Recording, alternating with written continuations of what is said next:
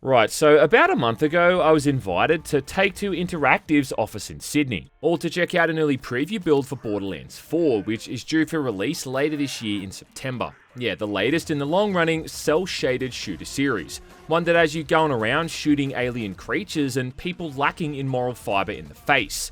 Much like the Doom preview I went to, however, capture was pretty limited, and I was only able to get footage in a couple of specific areas, along with only being able to play as 2 of the 4 main Vault Hunters. The first being Vex, who's this entry's Siren, along with Rafa, a soldier who comes with a powerful combat exosuit. Able to play for about 3 or 4 hours all up, and then compile all of my thoughts into this one video. A video as well that I should mention is not sponsored by 2K or Gearbox, and I don't know what kind of agreements were made with all the other content creators over playing this, but all I can tell you is that I drove into the city, I paid for my parking, I played the preview, then I went home. That was it. This is obviously an early preview build as well, which means that in no way is this video a review. And while it might seem that I don't really need to mention any of this, recent events have taught me that I, in fact, do. Having got all that out of the way though, let me tell you a bit about what I experienced in my time with the game, and what you can expect moving ahead. Oh shit, here we go again. Right, so before we get too far into things, I do have to thank Manscaped for sponsoring this video. Yeah, Manscaped, the trusted men's grooming brand used by over 12 million blokes worldwide. And if you're looking for a grooming routine built for precision, performance and style, well, then they've got you covered. Particularly with the Lawnmower 5.0 Ultra, a new electric body trimmer featuring this sleek white-hot colour. And with a clean design backed by powerful tech, this thing is built for results. You've got 2 next-gen skin-safe blade heads, one being a trimmer blade, the other a foil blade, so you can switch up your grooming style depending on what you're after. And the upgraded trimmer has longer, wider and even rounded teeth, so there's no danger of pulls or snags. Swapping between blades is super easy as well, giving you the flexibility to really groom exactly how you want. And basically you're getting 2 pro-level tools in one without breaking the bank. Along with that, there's an upgraded LED light as well as a dual temperature setting for different skin tones. And just like all Manscaped products, there's a rechargeable lithium-ion battery for top-notch performance, not to mention a travel lock for seamless portability and easy USB-C charging. Topped all off with a 2-year warranty on all powered devices. So yeah, head on over to manscaped.com now to grab yours, and remember to use my promo code GMAN to get 15% off your entire order at checkout. Yeah dog, that's 15% off with the promo code GMAN at manscaped.com. Before we do that though, I guess I should give a kind of brief recap over the series in general. And I don't know how much people actually know about this franchise, but it's one that's been going on now for almost 2 whole decades. With the core premise being that you're always playing as a Vault Hunter, which are these treasure hunters going after ancient alien vaults, all said to hold untold riches and immeasurable power, even though in most instances it just turns out to be some kind of super nasty creature that no one can even control. And even now, if you go back and play these games, especially in co-op mode, they're still really fun and entertaining to sit through.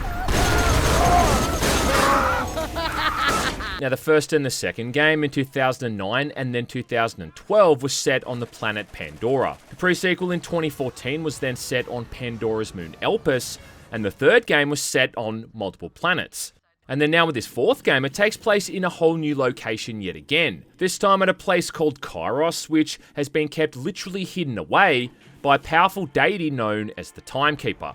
Turns out this guy's put cybernetic bolts in everyone's head to keep the populace under control, along with then further maintaining the peace with his private army called the Order. Only this all comes to an end when this hypnotic veil is destroyed, and now all of the Vault Hunters and everyone else looking to make a quick buck is able to head to the planet and exploit it, apparently all due to the events that happened in that third game. With the population being comprised of either the Timekeeper's army, who are all hostile to the player, along with all the other citizens who've torn the bolts out from their own head, and are now forming this militia/rebellion, fighting back to reclaim the planet. And compared to the previous games where you had to load in all these different areas one by one, apparently all of Kairos is going to be able to be explored seamlessly once you load it in. All now running on the Unreal Engine 5, which, if I do say so, is doing a bang-up job of looking the least like the Unreal Engine 5 as possible, which is a good thing. At this point is where I pretty much picked up with the preview build. 8 out of 10. 10 cats wish they were you. Quickly loading me in, where I soon started moving around a new area called the How.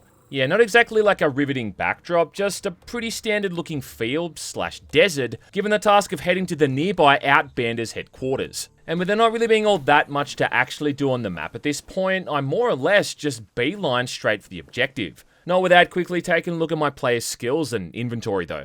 Once I reached the nearby settlement of Launchpad, I was almost immediately thrown into combat with a bunch of enemy soldiers and robots, already kind of highlighting one of the series' longest running issues. That being that I just didn't have the right kind of gun to deal with these enemies, as all of these bad guys came equipped with shields, being pretty standard Borderlands fare, only I didn't have a shock weapon to knock those shields off. And in fact, it wasn't until the last half hour or so of the demo where I even found a shock weapon. I didn't even have a fire gun to deal with them once the shields were worn off either. Come on, man. Anyway, after shooting what felt like an entire garrison of these enemy soldiers, the attack finally let up, and I then got to watch this holographic message from one of the main bad guys named Soul. Will see who's laughing when I unleash my secret weapon. Shut up! I then met up with a guy named Rush, who seems to be running things here and is a surprisingly unobnoxious character, especially in comparison to everything else we've had in the Borderlands universe up to this point. Drink up. Hydration, people. No more passing out. I mean, he might have made a bunch of lame gym bro jokes, but really that was about it. Protein for you. Anyone needs anything, just ask. Oh yeah, and in fact on that note as well, Gearbox did say that they're trying to aim for a more Borderlands 1 approach to the writing and the humor. Oh yeah, and one thing I noticed as well was how ammo and items now automatically get sucked into the player, without you having to hold down the interact button, which is such a simple and yet massive quality of life improvement that you gotta wonder how no one thought to add this in the previous games. Anyway, at this point, Rush sends us off to meet up with his second-in-command, Conway, who hooks us up with the main mode of vehicular transportation in the game, with something called the Digi-Runner. Whoa, it's just like my 16th birthday, but with way less gunfire. Which is really just like a hover bike you can summon in at any time. And honestly, a pretty damn cool addition considering how easy it was to have your vehicles destroyed in the other games, and then find yourself stuck out there in the middle of nowhere. And being able to quickly pull one of these things out and hop onto the back of it wherever you want to, does give you a great sense of freedom. But also then reminded me that we're probably not going to be seeing Scooter coming back anytime soon either. Oh, sorry, too soon? Now at this point I've been told to find Soul Spymaster and get some kind of intel about his whereabouts. Where do we start? No clue. Where along the way, I found myself stopping to take on a random dropship which just happened to deliver off a fresh batch of bad guys. Simply too because I was still trying to get used to the controls at this point, still lamenting that I didn't have any kind of shock weapon. Plus it had started to dawn on me that I hadn't seen a single gun drop in the last 20 or 30 minutes. What? No. And in a pretty cool new addition, in Borderlands 4, you can swap between any of these action skills at any time, with each of them obviously having different abilities. Prior to this, I'd been using Vex's skill where she spawned in some kind of hellhound that helped her out during combat. But at this point, I swapped it out to another one where I could spawn in 2 clones, either a melee or a ranged one, who were also able to help out as well. Far more effective, I think, considering both of these could pull aggro. I then spent a little bit of time here just investigating the map, which again didn't really yield anything all that interesting, before then just heading back to that main objective, where I also had an optional side task of having to recover 4 items of contraband for Rush, which as you'd expect just ended up being a completely unrelated bunch of junk that really only seems to exist to get the player bonus XP. Hey, my books! Oh, scrounged them from a crashed ship.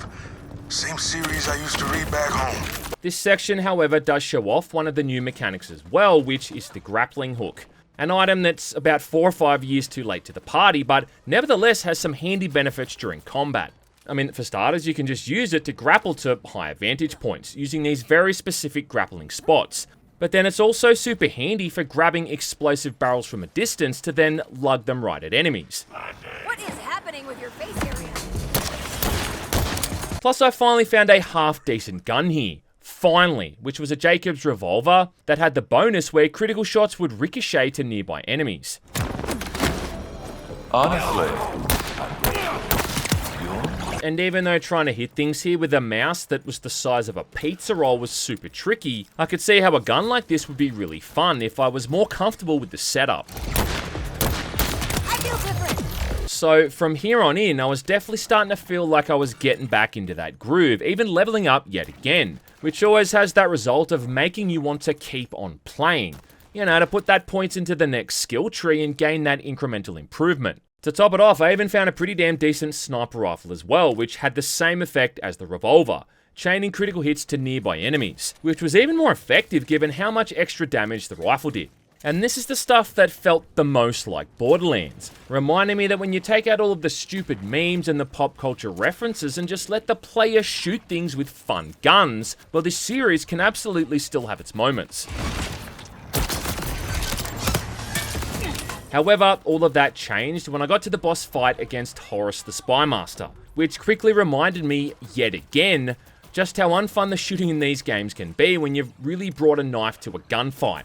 Because here I am fighting an enemy with a shield the size of a third world country, and yet again, I don't have any kind of shock weapon to mitigate that. Meaning this fight just went on and on for what felt like 10 minutes, as I had to run around the arena the entire time, avoiding all the constant ads that were spawning in, while I tried to whittle this guy's health down bit by bit. Plus, it also seems that it was really just a variant of one of the other floating enemies I'd already fought up until that point as well, really making the whole thing even less exciting. And even when I finally beat him, he didn't drop any decent weapons anyway, just kind of adding insult to injury. So long as the boat's not damaged, we might be able to get some info off it.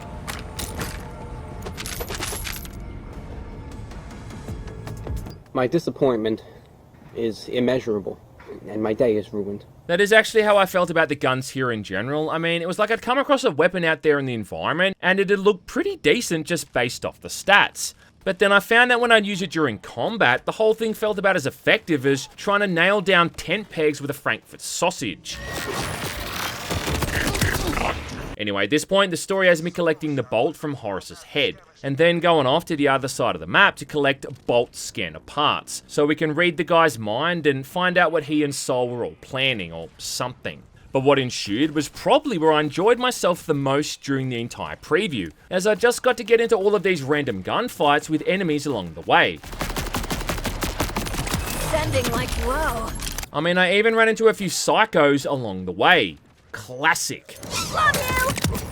Once I found all these bolt scanner parts, I'm then heading back to Conway, where with all the king's horses and all the king's men, we're going to put all these parts back together again. Which then showed off some kind of discussion between Sol and Horace, where they were talking about creating some kind of super powerful bioweapon. Prepare it immediately. And yeah, like I'd love to talk more about it, but it's at this point that that quest comes to an end, and so does that portion of the demo. That's a shame.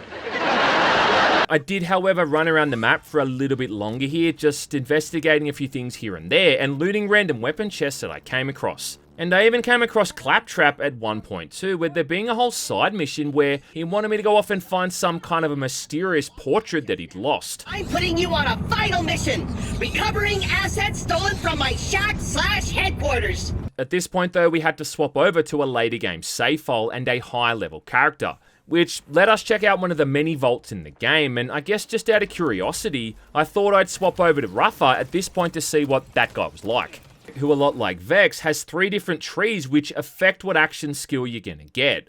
Where the one I eventually ended up going with is this one that has a couple of cannons pop out from his shoulders that shoot at all the nearby enemies. Yeah, like he's suddenly grown a pair of Revenant guns out of his back or something. He's also got these incredibly overpowered throwing knives that just do insane damage, shredding through the basic enemies in a couple of hits.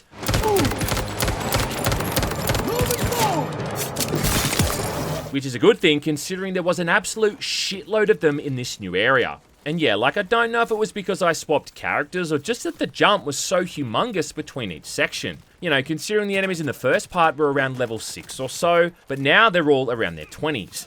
But either way, like the difference in challenge between the first area and this vault was absolutely fucking shocking. I mean, I went from not dying once at all to getting knocked on my ass every few seconds. Which, I don't know, I guess is a good thing. There was even enemies in here with 3 health bars, like one that had an armor bar, a shield bar, and then another armor bar, which as far as I know is a first for the series. Still though, if you're not spending half the time in second wind mode trying to desperately get back to your feet, can you really say you're playing a Borderlands game? It was only after fighting what felt like hundreds of enemies that I finally got to the actual boss fight for the area, against a so-called Guardian of the Vault, and this is where my shit absolutely got pushed in. Now this is definitely the most boss-feeling boss fight I think they've ever had in a Borderlands game, with this thing having really specific, actual moves you need to read and dodge. The only issue is that I couldn't seem to avoid some of these if my life depended on it, which it clearly did.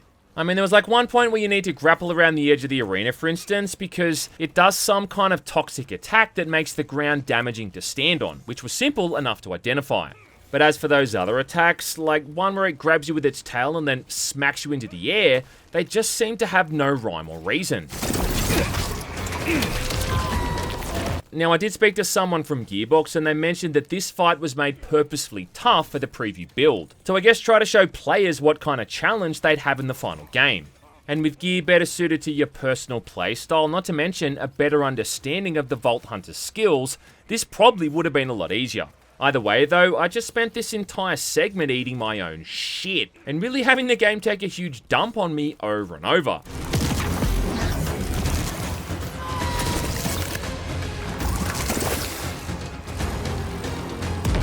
So I was pretty happy to hear that we could at least go back to the other mode after this if we wanted to, which I did. There was the option to test out the co-op mode, but considering that's still supposed to be pretty buggy, not to mention we weren't allowed to capture footage for any of this anyway, I figured it'd be best to go back and capture a bit more of the solo stuff, and yeah, I'm glad I did. Simply because I then got to play through that whole side mission for Claptrap, trying to hunt down this mysterious portrait that he wanted recovered, which yeah, in the end turned out to be one of Mad Moxie. Well, that's not super creepy. Oh yeah, not to mention, I finally came across a shock weapon in the form of a Mali 1 shotgun. Yeah, fucking finally. Yes! Yes! And it's really kind of staggering just how much more fun the shooting actually is when you're using the right tool for the job here, instead of the alternative where it really feels like you're trying to jam a square peg into a round hole. Plus, also again, for one of the few times in this entire preview, I was genuinely having fun, swapping back and forth between my shock and corrosive weapon and just shredding through all of these enemies. Mostly anyway.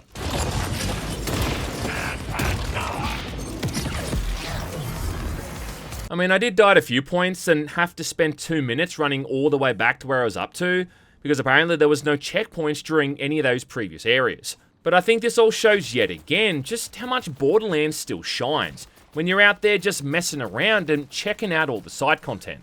And then of course eventually my time ran out and that was all she wrote.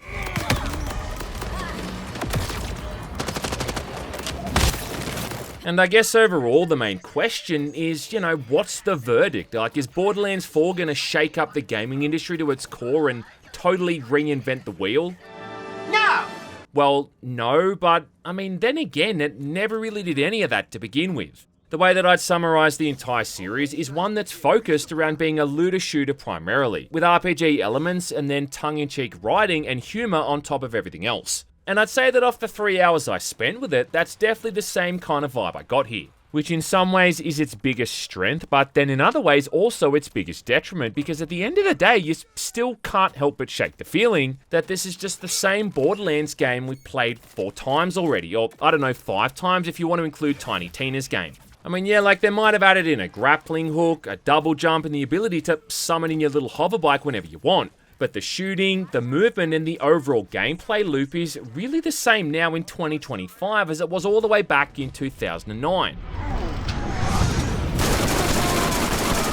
Again though, is that a bad thing? Well, no, not really. And I don't think that every single game needs to vastly change or update its formula. After something like Doom the Dark Ages, for instance, which had us riding mecha dragons and fighting giant demons in humongous Pacific Rim suits, I mean, it might be nice to see a franchise embrace its origins a bit more. In fact, given how much of an odd departure Tiny Tina's Wonderland was from the other games, RNG's got nothing on you. maybe it's a good thing that it's going back to its roots a bit more here and just letting you run around a dusty old shithole and shoot people in the face. So I think the main thing that's really going to divide people, it ain't the gameplay, it's going to be the price. And the reason I say that is because what they're charging for this thing is kind of insane. I mean, in Australian dollars, the basic edition is 110 buckaroos, whereas the so-called Super Deluxe edition is $200. Not true. I really wish I could tell you so much more about Borderlands 4, but really it's like they were saving the best parts for last. And all this really was overall was like an extended teaser. But you know what? It's probably still going to sell a whole bunch of copies and score pretty well. I just feel like at this point when we're 4 games deep, you should probably know by now exactly what you're getting yourself into. Either way though, I guess I'll be back again in September to see how the whole thing ends up.